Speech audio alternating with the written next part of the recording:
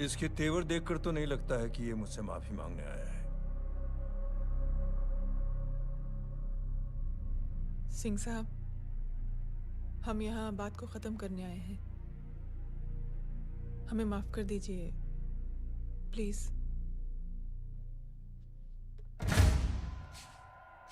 मेरी आंखें जरा कमजोर है, चेहरा ठीक से दिखाई नहीं दे रहा।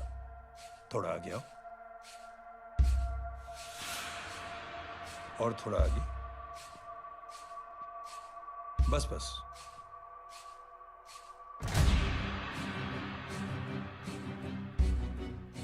अब अपनी दाएं तरफ जाओ।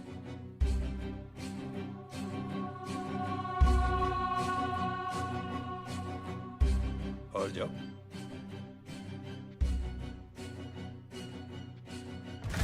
बस बस रुक जाओ,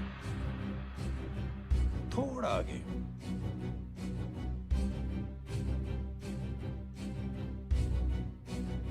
बस अब रुक जाओ। देखो, कुत्ते के घेरे में खड़ा कर दिया मैंने इसे।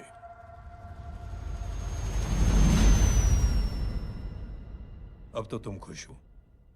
नहीं पापा, जिस तरह सबके सामने इसने आपकी दामाद की बेइज्जती की है, उसी तरह सबके सामने इसकी बेइज्जती होनी चाहिए।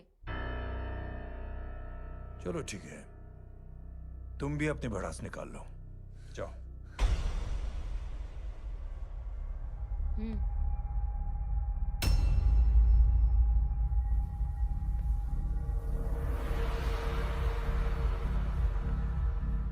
मेरे परिवार के साथ उलझने से पहले मेरे बारे में जान लेते तो अच्छा होता।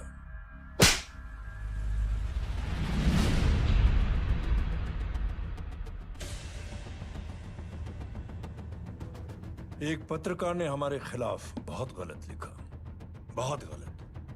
हमने उसके हाथ कटवा दिए। एक बेवकूफ जज कानूनी जुबान से हमें डराने की कोशिश कर रहा था। हमने उसकी जुबान कटवा दी। जब मैं डिफेंस मिनिस्टर था, तब हमारी कुर्सी को खतरा था, तो हमने आतंकवादी हमले करवाए।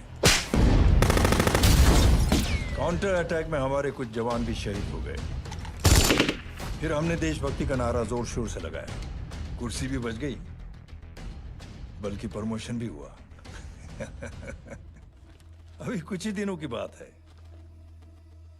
एक अपाहिज लड़की ने आत्महत्या कर ली। उसके भाई ने मेरी बेटी के खिलाफ आवाज उठाना शुरू किया। अफसोस, उसे भी हमें उसकी बहन के पास भेजना पड़ा। जय।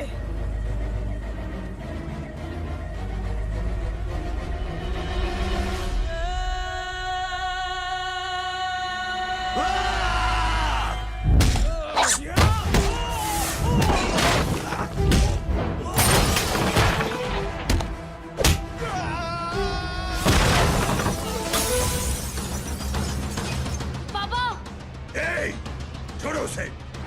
I said release him. छोड़ो उसे।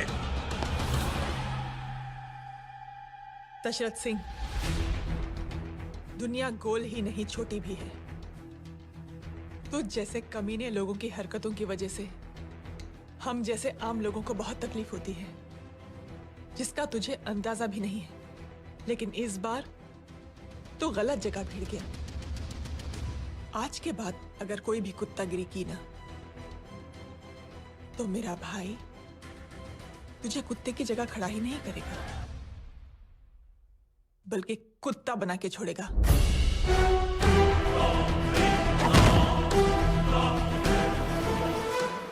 मेरी बहन झूठ नहीं बोलती।